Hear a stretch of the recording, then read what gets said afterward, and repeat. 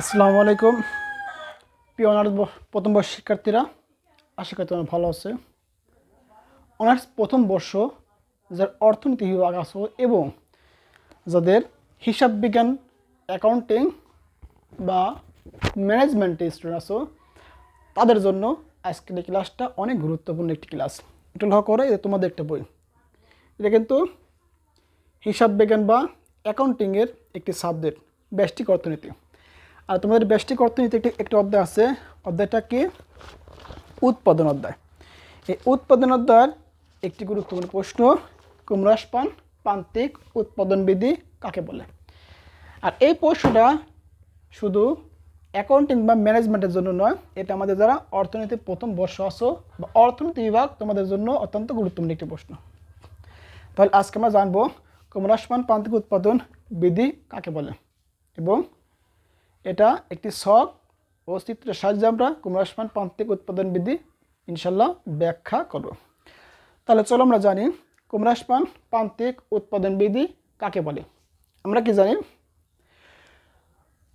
উৎপাদন উপকরণ যে হারে বৃদ্ধি করা হয়, যদি উৎপাদন তার চেয়ে কম হারে বৃদ্ধি পায়, তাহলে তাকে কুমড়াসপান প্রান্তিক উৎপাদন বিধি বলে। কি বলছি বলো? উৎপাদন উপকরণ, এখানে উৎপাদন উপকরণ বলতে শ্রম এবং মূলধনকে বিবেচনা করা হয়, শ্রম এবং মূলধনকে বিবেচনা করা হয়। তাহলে উৎপাদন উপকরণ যে হারে বৃদ্ধি করা হয়, উৎপাদন যদি তার চেয়ে কম হারে বৃদ্ধি পায়, তাহলে তাকে কুমড়াসপান প্রান্তিক উৎপাদন বিধি বলা হয়। সংজ্ঞাটা আমি সুন্দরভাবে বলে লিখছি, তুমি এটা বলছি আমি আমার মনের ভাষা, আর তোমাদের বইয়ের ভাষা কি? একটি নির্দিষ্ট পরিমাণ জমিতে ক্রমাগতভাবে অধিক শ্রম মূলধন নিয়োগ করা হয়, তাহলে শ্রম মূলধন যে হারে বৃদ্ধি করা হবে, উৎপাদন যদি তার চেয়ে কম হারে বৃদ্ধি পায়, তাহলে তাকে কুমড়াসপান প্রান্তিক উৎপাদন বিধি বলে। এরপরে আমাদের কাজকে নিচে একটি কি লিখবো? নিচে একটি ছকের সাহায্যে, কাল্পনিক ছকের সাহায্যে ব্যাখ্যা করা হলো। এটা আমার ছক আছে। প্রথমটা জমির পরিমাণ, এখানে জমি এবং মূলধন দুটো উপকরণ আছে, দুটো উপকরণের মধ্যে আমি যে কোনো একটা উপকরণ ধরবো স্থির আর একটা পরিবর্তনশীল। এক্ষেত্রে আমি জমি ধরছি, জমি কি আছে? জমির স্থির আছে, এক এক এক, মানে জমি পরিমাণটা স্থির আছে। আর মূলধনটা তুমি ইচ্ছা মতো মান ধরে নিতে পারে, কোনো সমস্যা নেই। মূলধন এবং মোট উৎপাদন, মূলধন এবং মোট উৎপাদন এই দুইটা মান তোমার ইচ্ছা মতো ব্যবহার করতে পারো, কোনো সমস্যা নেই। আর গড় উৎপাদন এবং প্রান্তিক উৎপাদন এই দুটো আমরা ক্যালকুলেশনের মাধ্যমে বের করব। তাহলে প্রথম কাজ কি? ছকে জমির পরিমাণ, শ্রম মূলধন, মোট উৎপাদন, গড় উৎপাদন, প্রান্তিক উৎপাদন। TP total products, AP average products, MC marginal cost, প্রান্তিক উৎপাদন। তাহলে আমাদের বলছি এই দুইটা মান কিন্তু তোমাদের ধরে নিতে হবে। আমি ধরছি মূলধন প্রথম ক্ষেত্রে 100, দ্বিতীয় ক্ষেত্রে 200, তৃতীয় ক্ষেত্রে 300, চতুর্থ ক্ষেত্রে 400। আমার জমির পরিমাণগুলো ঠিকই আছে। এটা প্রথম মানে 1 একক জমি ধরছি আমি। এরপরে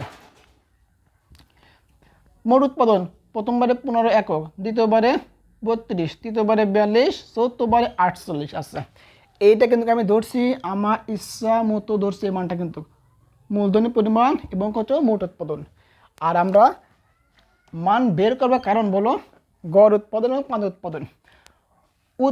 মোট উৎপাদনের পরিমাণকে উৎপাদন উপকরণ দ্বারা যদি ভাগ করা হয়, তাহলে পাওয়া যায় গড় উৎপাদন। প্রথম ক্ষেত্রে উৎপাদন উপকরণ কিন্তু আর 1 ছিল, তাহলে মোট উৎপাদন ছিল কত? 15। 15কেও তো আমি 1 দ্বারা ভাগ করি, কত বলে বলো? 15কে 15, তাহলে প্রথম ক্ষেত্রে গড় উৎপাদন 15। দ্বিতীয় ক্ষেত্রে মোট উৎপাদন ছিল কত বলো? মোট উৎপাদন ছিল আমার 32। তাহলে আমাকে দ্বিতীয় পর্যায়ে, প্রথম পর্যায়ে ভাগ করছে 1 দ্বারা, দ্বিতীয় পর্যায়ে কি দ্বারা ভাগ করে? 2 দ্বারা। তাহলে 32কে যদি আমি 2 দ্বারা ভাগ করি, কত বলো? 16। এই যে 16, দ্বিতীয় পর্যায়ে গড় উৎপাদন 16। তৃতীয় পর্যায়ে মোট উৎপাদন ছিল 42, ভাগ করে কে দ্বারা? 3 দ্বারা, তাহলে 3 14 42। চতুর্থ পর্যায়ে মোট উৎপাদন ছিল আমার 48, ভাগ করে কে দ্বারা বলো? চতুর্থ পর্যায়ে 4 দ্বারা, 4 12 48। এটা পাইছি আমি গড় উৎপাদন। আশা করি তোমাদের গড় উৎপাদনে কোনো সমস্যা নেই। এরপরে প্রান্তিক মানে কি? অতিরিক্ত 1 একক উপকরণ নিয়োগের ফলে যে উৎপাদন বৃদ্ধি পায় তাকে বলা হয় প্রান্তিক উৎপাদন। প্রথম ক্ষেত্রে মোট উৎপাদন, গড় উৎপাদন, প্রান্তিক সমান। প্রথম ক্ষেত্রে কিন্তু প্রথম স্তরে মোট উৎপাদন, গড় উৎপাদন, প্রান্তিক উৎপাদন সমান থাকবে। দ্বিতীয় ক্ষেত্রে খেয়াল করো, আমি 100 থেকে টাকার পরিমাণ বাড়াইছি 200, তাহলে 100 বাড়াইছি। মোট উৎপাদন ছিল কত? 32। তাহলে উৎপাদন বাড়লে কত বলো? তাহলে 32 থেকে আমি বাদ দেব 15, কত আছে বলো? 32 থেকে 15 বাদ দিলে কত আছে? 17। তাহলে দ্বিতীয় ক্ষেত্রে প্রান্তিক উৎপাদন কত আমার? 17। দ্বিতীয় ক্ষেত্রে প্রান্তিক উৎপাদন কত বলো? 17। এরপরে তৃতীয় পর্যায়ে উৎপাদনে কিন্তু আমি টাকার পরিমাণ 100 বাড়াচ্ছি না, তাহলে তৃতীয় ক্ষেত্রে প্রান্তিক উৎপাদন কত আসবে? তৃতীয় মোট উৎপাদন থেকে দ্বিতীয়র মোট উৎপাদন বাদ দেবো, তাহলে তুমি 42 থেকে 32 বাদ দাও, 10। চতুর্থ ক্ষেত্রে 48 থেকে 42 বাদ দাও, 6। তাহলে আমার মোট, গড়, প্রান্তিক, এইটা ইনশাল্লাহ কোনো সমস্যা নেই। আবার বলতেছি, প্রান্তিক উৎপাদনটা বের করতে হয় প্রথম মানটা কিন্তু প্রথম মোট, গড়, প্রান্তিক ঠিক থাকবে। দ্বিতীয় ক্ষেত্রে দ্বিতীয় মোট উৎপাদন থেকে প্রথমটা বাদ দেব, তাই পাই যাব দ্বিতীয় প্রান্তিক উৎপাদন। তারপরে তৃতীয় থেকে দ্বিতীয় বাদ দেব, তৃতীয় ভাবো। চতুর্থ থেকে তৃতীয় বাদ দেব, কত ভাবো? চতুর্থ প্রান্তিক উৎপাদন পাবো। আশা করি তোমাদের এই শখ নির্ণয় কোনো সমস্যা নেই। তাহলে শখের ব্যাখ্যা তো আমরা দিতে চাই যে প্রথম ক্ষেত্রে মোট উৎপাদন 15, প্রান্তিক উৎপাদন, গড় উৎপাদন সমান। এরপরে উৎপাদন উপকরণ, উৎপাদনের পরিমাণ কত? মূলধনের পরিমাণ 100 টাকা বৃদ্ধি করলে মোট উৎপাদন দাঁড়ায় 32 এবং প্রান্তিক উৎপাদন কত? 15 থেকে বৃদ্ধি পেয়ে 17 হয়। প্রথম ক্ষেত্রে প্রান্তিক উৎপাদন বৃদ্ধি পায়, এরপরে কিন্তু হ্রাস পায়। তারপরে টাকার পরিমাণ যত বৃদ্ধি করা হয়েছে, প্রান্তিক উৎপাদন তত হ্রাস পাইছে। আর এই প্রান্তিক উৎপাদন হ্রাস পাওয়াকে বলা হয় ক্রমশমান প্রান্তিক উৎপাদন বৃদ্ধি। এরপরে আমাদের চিত্র ইনশাল্লাহ আঁকাবো। চিত্র পরে আমাদের ব্যাখ্যা, চিত্রের ব্যাখ্যা।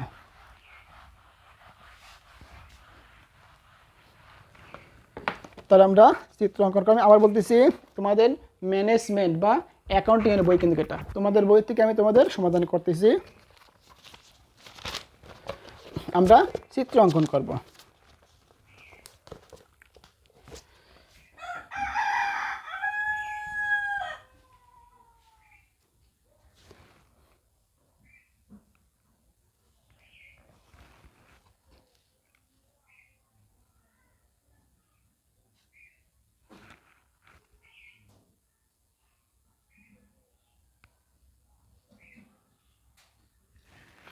এটা মোট প্রান্তিক উৎপাদন রেখা, মোট উৎপাদন, মার্জিনাল প্রোডাক্টস, এ বিন্দু, বি বিন্দু, সি বিন্দু, ডি বিন্দু। এটাতে বড়তে দিছি, বড়তে বি, বড়তে সি, বড়তে ডি, ও এক্স, এটা কত? ওয়াই, এটা এক্স অক্ষ। প্রান্তিক উৎপাদন,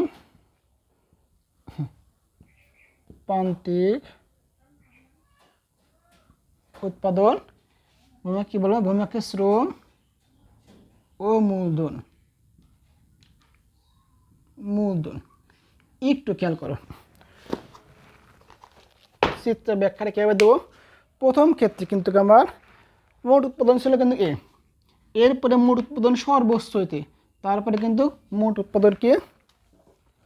প্রান্তিক উৎপাদন আস্তে আস্তে কী হচ্ছে? প্রান্তিক উৎপাদন হ্রাস পাচ্ছে। তাহলে আমরা শখ থেকে কিন্তু দেখছি, শখ থেকে আমরা স্পষ্টভাবে লক্ষ্য করছি যে প্রান্তিক উৎপাদন প্রথমে তো স্থির থাকতেছে, আচ্ছা, এরপরে একটা পর্যায়ে সর্বোচ্চ হয়েছে, তারপরে আস্তে আস্তে কিন্তু কমতেছে। প্রথমে ছিল কত বলো? প্রথমে ছিল আমার প্রান্তিক উৎপাদন ছিল 15, তারপরে 17, এরপরে 10, এরপরে 6। তাহলে খেয়াল করো, প্রথম একটা উৎপাদন স্থির আছে, এরপরে বাড়ছে, তারপরে হ্রাস পাচ্ছে কিন্তু। তাহলে তো এইটাই পুনর্বিবেচনা, খেয়াল করো, এটা যদি পুনর্বিবেচনা করি, এটা আমার 17, এটা আমার 10, এটা আমার 6, বিবেচনা করা যায় না? তাহলে আমরা চিত্রের ব্যাখ্যা দেব। চিত্রে ও এক্স অক্ষে শ্রম মূলধন এবং ও ওয়াই অক্ষে প্রান্তিক উৎপাদন দেখানো হয়েছে। মূলধনের পরিমাণ যখন ও এ, তখন প্রান্তিক উৎপাদন কত বলো? প্রান্তিক উৎপাদন এ বিন্দুতে, অথবা লিখতে পারি মূলধনের পরিমাণ যখন ও এ, তখন প্রান্তিক উৎপাদন কত বলো, এ ছোট হাতের এ। এরপরে মূলধনের পরিমাণ বৃদ্ধি পেয়ে ও বি, খেয়াল করো, ও বি হলে প্রান্তিক উৎপাদন সর্বোচ্চ কত বলো, বি ছোট হাতের বি। এরপরে মূলধনের পরিমাণ ক্রমাগত কত, ক্রমাগত বি সি আর ও সি আর ও ডি হলে প্রান্তিক উৎপাদন হ্রাস পেয়ে যথাক্রমে কত বলো, সি ছোট হাতের সি এবং ডি ছোট হাতের ডি হয়। এক্ষেত্রে দেখা যায় যে এ বি সি ডি বিন্দু যোগ করলে এমপি রেখা পাওয়া যায়। আর এমপি রেখা হচ্ছে ক্রমহ্রাসমান যে উৎপাদন বৃদ্ধি পাওয়ার সঙ্গে সঙ্গে মূলধনের পরিমাণ বৃদ্ধি পাওয়ার সাথে সাথে মূলধনের পরিমাণ যে হারে বৃদ্ধি পাইছে আমার উৎপাদনটা, প্রান্তিক উৎপাদনটা ওই একই হারে বৃদ্ধি পায়নি। এই জন্য এটাকে বলা হয় ক্রমহ্রাসমান প্রান্তিক উৎপাদন বৃদ্ধি। আশা করি ইনশাল্লাহ তোমাদের এই প্রশ্নে ইনশাল্লাহ কোনো সমস্যা হবে না। ক্লাসটা হতে ভালো লাগে অবশ্যই তোমরা বন্ধুদের মধ্যে শেয়ার দেবা। ভালো থেকো, সুস্থ থেকো, আল্লাহ হাফেজ।